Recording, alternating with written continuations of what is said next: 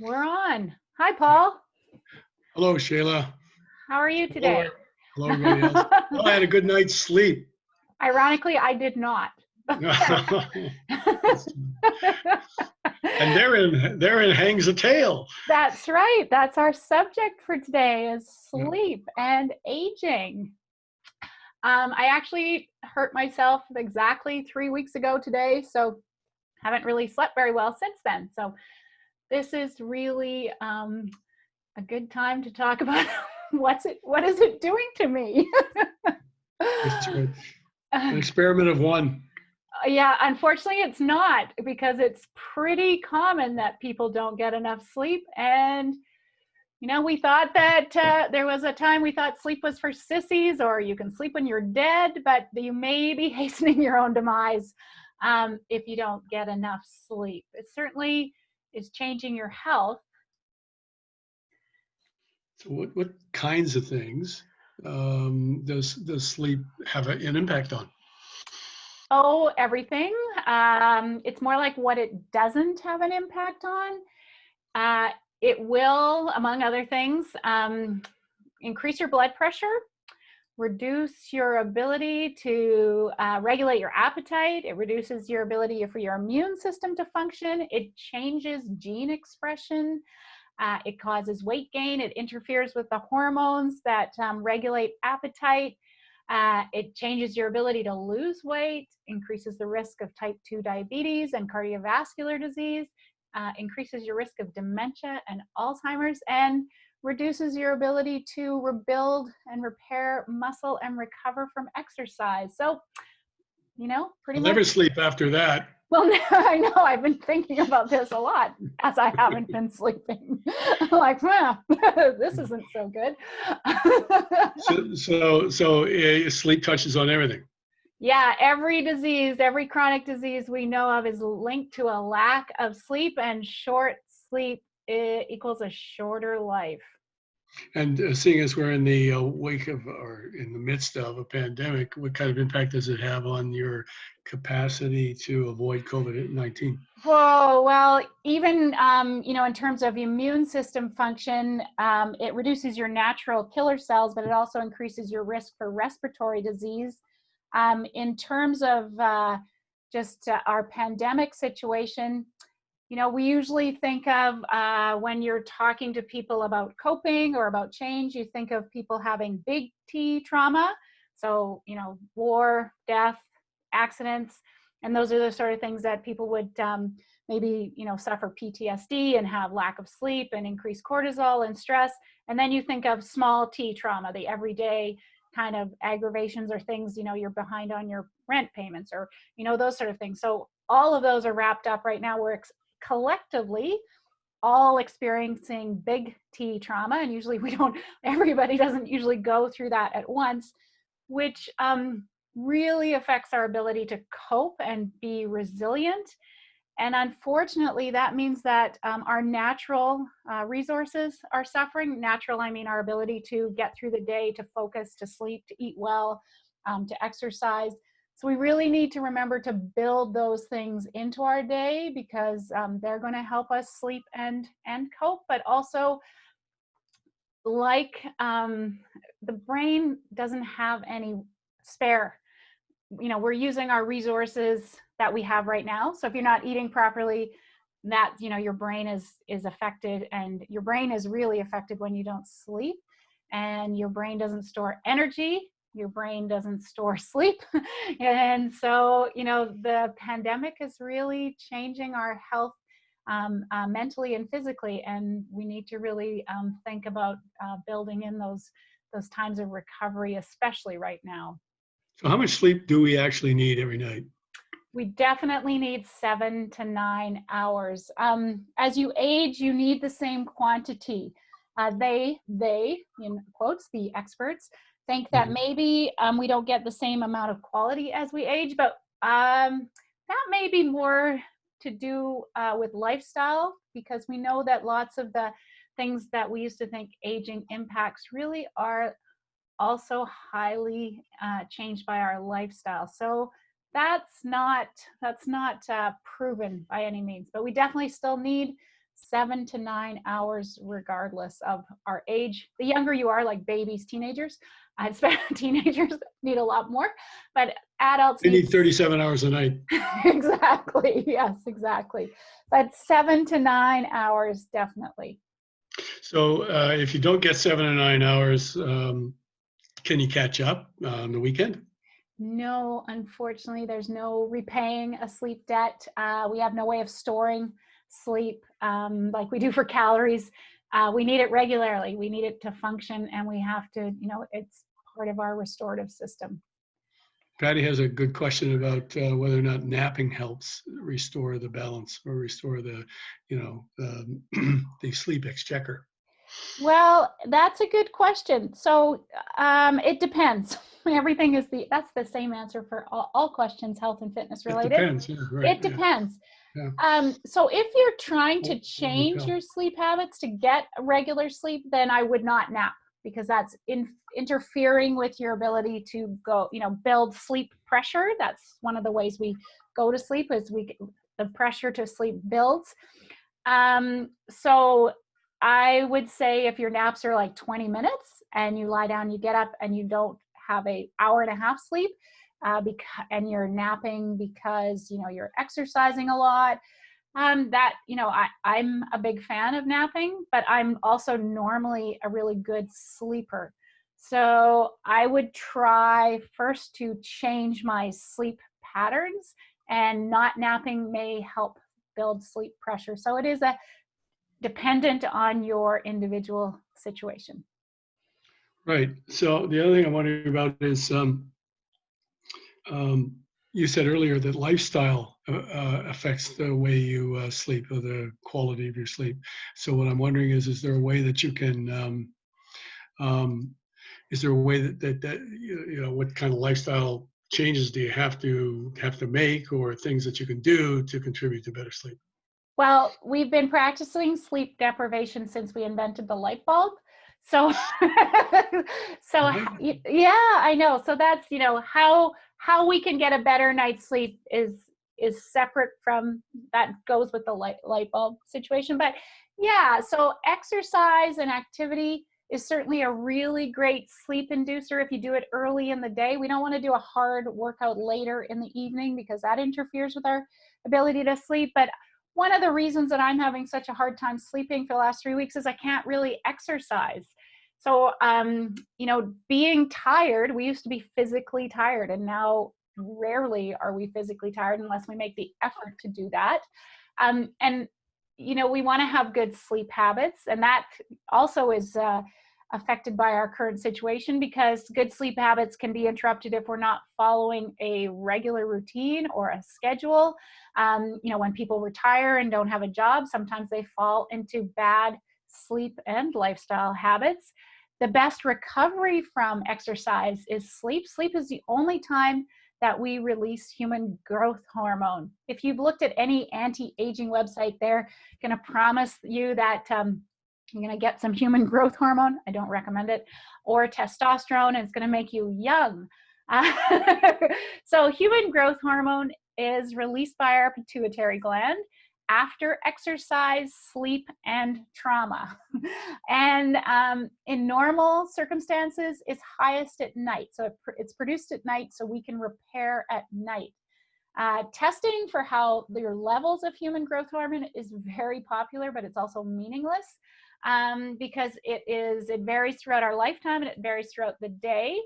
And it's highest when we are growing, and then at night, and it does start to decline midlife. Also, maybe that the more you exercise, the less it will decline. I didn't find any studies on anyone testing that, but I'm sure someone will, because people are getting active and staying active longer. It's very uncommon to be deficient in human growth hormone. And the easiest ways to improve your sleep, your human growth hormone, are through sleep, good eating, and strength training. And that's the safest ways to increase or maintain our levels of human growth hormone. Why would you want to maintain your level of human growth hormone? Sounds like something you would need while you're growing. Exactly, it is. So that's why it's highest when we're young. But we don't want to keep growing. but it does boost our protein production. It does help us burn fat. It does um, interfere with the action of insulin and raises blood sugar if we have too much of it. So it increases the levels of insulin-like growth factor, which you don't want. And it's a banned substance if you're planning on doing any sporting competitions. So it's not without risks and side effects. It's important to have some, and the best way to get it is exercise and sleep. But having more is not something we want. So exercise helps, or helps induce sleep, or helps help sleep along. Is it possible you got too much sleep? Yeah, actually, it's funny that more sleep, you get the same health risks that too little sleep is. So we definitely need, just that Goldilocks amount. The Goldilocks zone. Yeah, the Goldilocks zone, 79 hours, 7 to 9, Yeah, 7 to 9 I'd like hours. 79 hours. Yeah, that's good. Okay. So okay. So sleep is optimum for so many health reasons. What about your mental health? So if we're talking about risk of disease in terms of our mental health, we can start with that. Certainly emotional health is affected by lack of sleep too. So lack of sleep is really correlated, highly correlated with an increased risk of Alzheimer's. So your brain's basically sewage treatment center only operates when you're sleeping. It's called your glymphatic system. It clears metabolic waste. A nice visuals to think of it as like the street sweepers out at night. It basically clears the debris from your brain, the buildup of any activity during the day. It only operates in high gear when we sleep. So sleep removes a particular waste product, beta amyloid, which is directly related to our, or thought to be directly related to our risk for Alzheimer's. And when our brain is in deep sleep, it regenerates our brain. So the less sleep we have, the more beta amyloid we get. The vicious cycle to this is that the more beta amyloid we get, the less we're able to sleep. So it builds on it. Without the clearing out, it builds up and it interferes with our ability to sleep. In terms of emotional health, you think of sleep as kind of like the moderator for your emotions. If you think of not sleeping, it amplifies our emotional response. It's all emotional gas pedal. There's no break, and it's like having a psychiatric event. There's no psychiatric condition, whether it's schizophrenia or anxiety, suicide, PTSD, depression, that have normal sleep patterns. So which came first, the condition or the lack of sleep, or the lack of sleep and the condition? We know that sleep for treatment of and prevention of mental conditions is imperative. Well, That's a big one. okay. I got that right. Okay. So what else does sleep have an impact on? Well, since you're asking, since you're a Yeah. man, if you sleep Yeah. less than 6 hours a night, and I don't mind telling you this, Paul, because I know you've told me you're a good sleeper. Less than 6 hours a night means that you have the testosterone levels of someone 10 years older. So you're aging yourself by a decade for having less sleep. So if I have enough sleep, does my testosterone level increase? Well, having more muscle, having more exercise, sleeping regularly, you're getting younger every day. That's good to hear. Yeah. So my testosterone level is on par. It's normal and functioning. It's good. It's not that's a relief. dropping off a cliff. Yeah. You know, it's interesting because there's sort of this macho, I don't need sleep kind of culture. But men who have reduced sleep also have smaller testicles, if that's something that's important to you. So, it's past that. Yeah. So basically, lack of sleep ages you by a decade. So you could just like whack 10 years off your life. Good grief. Yeah, good grief is right. Good grief, Charlie Brown.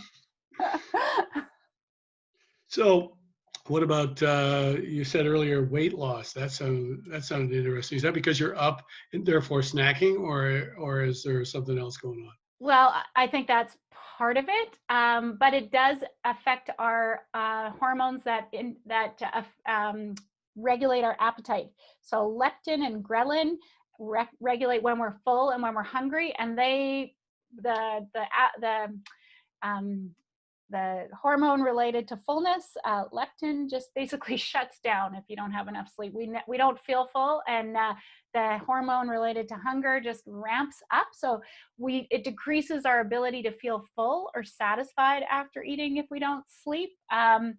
And we also have increased cravings for highly processed carbs like sugary snacks. And we have less control over our appetite. We feel hungrier and less likely to be active. And if that's not enough bad news, sleep reduces our insulin sensitivity. It increases our stress hormone cortisol, which nobody needs right now. So more likely to, you know, store fat around our abdomen, which is dangerous. And then when we have more fat around our abdomen, that fat secretes hormones, and, you know, sort of the feed me, see more cycle. So it makes it harder for insulin to do its job at getting glucose out of our bloodstream. So it's really, just like the brain, it's a vicious cycle. And when you're sleeping, you're not eating. Yeah, when you're sleeping, you're not eating. I That's don't know correct. anybody who can do that. Yeah. Right. Yeah, unless you're sleepwalk eating, but that's some other thing altogether. Yeah. We're not going to go into that. Or parasomnia. Yeah. Uh, okay, so sleep changes everything. Yeah, including, you know, we started out with talking about, you know, our ability to fight disease. It affects our immune system. We know that one bad night of sleep reduces the effectiveness of our natural killer cells by 70%. That's a lot. We know that the World Health Organization has classified shift work due to its effect on sleep as a carcinogen. So that should, you know, be a clue that sleep is really, really important to us, because it disrupts our sleep-wake rhythms, increases our cancer, shortens our lifespan, certainly shortens our health span. And it also changes our genetics. So, you know, there's lots of people who are like, oh, I'm not going to eat GMO foods because I don't know what they're going to do to me.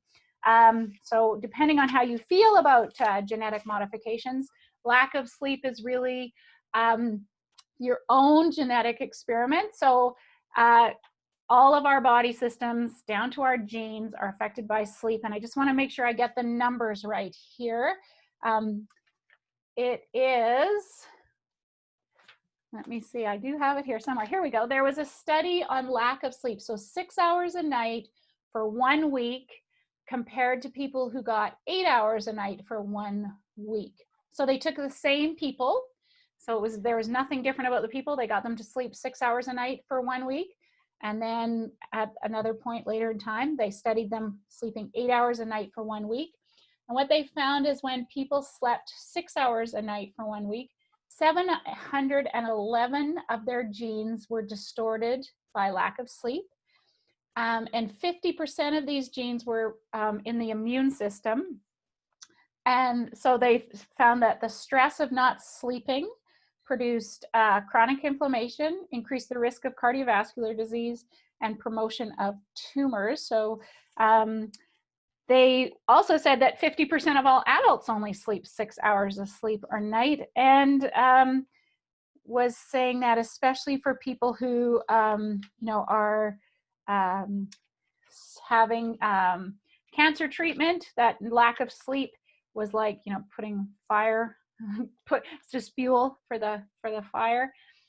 So anything below 7 hours, we can measure the biological impairments. So that's pretty serious. So is 8 better than 7, or is 9 better than 8, or is 8 better than 9? I mean, is 8 the optimum target No, number? anything in there, 7 to 9, that's good. Yeah. Some people will, you know, be good with 7, and there'll people who, you know, can't function without 9.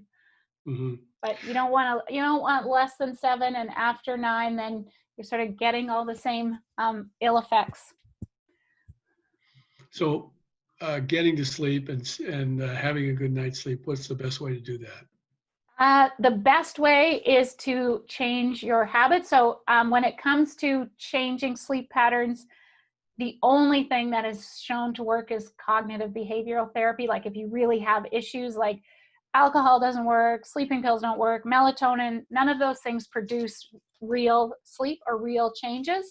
So the best thing is to have very good sleep hygiene habits, to not like have a phone in your bedroom, to not look at a screen, especially if you have problems sleeping 1 to 2 hours before you sleep, because the blue light is going to affect your ability to sleep.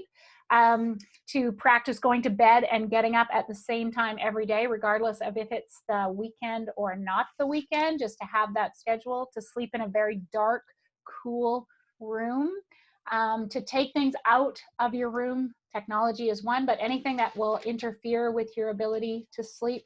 Make your bedroom, all about being cozy and comfortable and good for sleeping.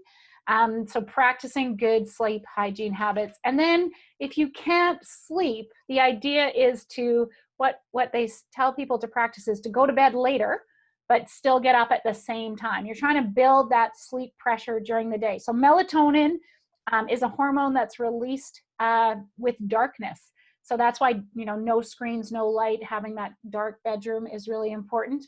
So you're trying to build that sleep pressure during the day, and no medication will replicate restorative sleep.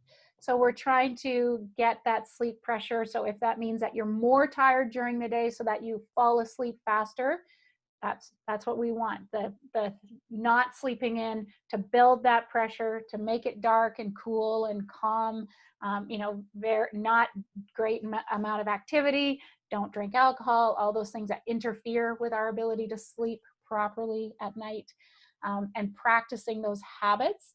So if you are doing those things and you're tired during the day, when people really have problems sleeping, they don't actually let them go to bed earlier. They keep making them, go to bed at midnight and getting up at 7 so that they're really fatigued and sleep. So one of the things that, I think people don't do is they don't get tired. They are doom scrolling, or, especially now it's very easy to be inside, to be a little bit more sedentary. So we're never physically tired, as I am currently not. Which is, besides the discomfort in my leg, it's interfering with my ability to go to sleep. But really we're a dark deprived society. So thank Thomas Edison and so on. And darkness, it removes the brakes from the onset of a healthy sleep. We really need that darkness. So I found a couple of facts about reading on an iPad, because people use devices to read on instead of a book. It shifts your sleep onset by 2 to 3 hours and reduces your ability for quality sleep. So, you don't just read a real book or, listen to music or something, but we need to not be so attached to our devices by that electronic umbilical cord if you want to have a good night's sleep. And I don't think the sacrifice is worth the convenience, really. So if all that stuff doesn't work, right, all those natural remedies, if you like, don't work, what about something like a melatonin supplement, seeing as melatonin is the thing you want to release in the first place? Yeah, so unfortunately with supplements, we don't actually know what's in them. They're not regulated. So Not really melatonin. who knows how much is in it? There might be some in it, but we don't know. I mean, really, no screens that's what I would do first. Like no screens, at least 2 hours before bed. You want dark room. Like I bought blackout curtains. It was the best thing I've ever bought. It's like black in like no light. No exercise, if you want to go for a little walk or something, but 15 minutes, nothing strenuous before bedtime. Be very regular in your bedtime and your awake time. Like this is when I go to bed, this is when I get up, regardless if you're tired, regardless of if you had a good night's sleep. Your bedroom needs to be cool. So you want to drop your body temperature to get a good night's sleep. And if you are awake in the middle of the night and you can't get back to sleep, within 10 minutes, get up and read or do something so you're not associating your bed with a place where you can't sleep. And then no caffeine and no alcohol to, to have a quality sleep. Well, sounds uh, thorough. There's, So, yeah, and I mean, there's there you could listen to meditation apps or some relaxation. There's all sorts of things that you can do, but there's nothing that you can take will produce a natural sleep state. It might be a sedative, but there's no restorative benefit. So sleeping pills increase your risk of death and cancer. There is nothing that you can do that's going to replace a real good night's sleep. If you really do have like problems and you've tried, doing it yourself, the only thing that is shown to work long term is cognitive behavior therapy for insomnia. It's effective and it lasts. But yeah, no medication will replicate restorative sleep. the one thing that works for me every single time, 100%, 24/7, is meditation. If I decide that it's time for me to meditate, I usually get about a minute and a half before I'm out like a light. Yeah. So I And may not contemplate the verities, may not get in touch with my inner eye, but boy, do I get a good night's sleep. well, I think that's critical for turning off all that noise in your head. Yeah, And it's also easy to turn that noise off if you're physically exhausted. So, I'm both. yeah, there you go. You're on, you're 10 years younger and you're getting a good night's sleep. Yeah.